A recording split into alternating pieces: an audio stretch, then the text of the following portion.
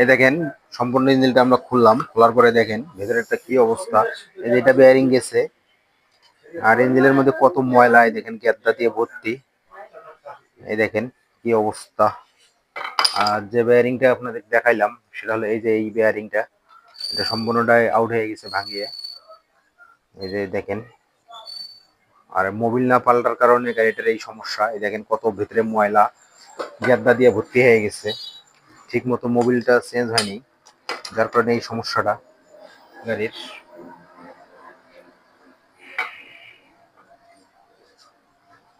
গাড়ির কানেক্টিং টানেক্টিং যেগুলো আছে সব সমস্যা হয়ে গেছে।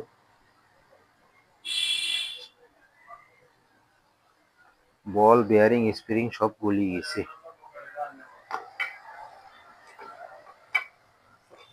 দেখি কানেক্টিং এর কি অবস্থা।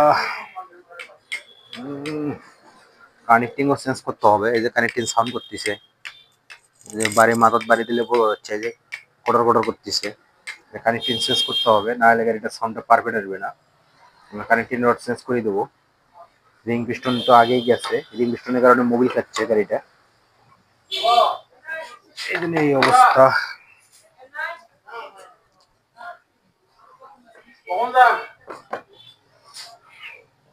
ততক্ষণে সবাই ভালো থাকেন, সুস্থ থাকেন, সবাইকে অনেক অনেক ধন্যবাদ। গাড়ি আর নারী খুব ভয়ঙ্করী।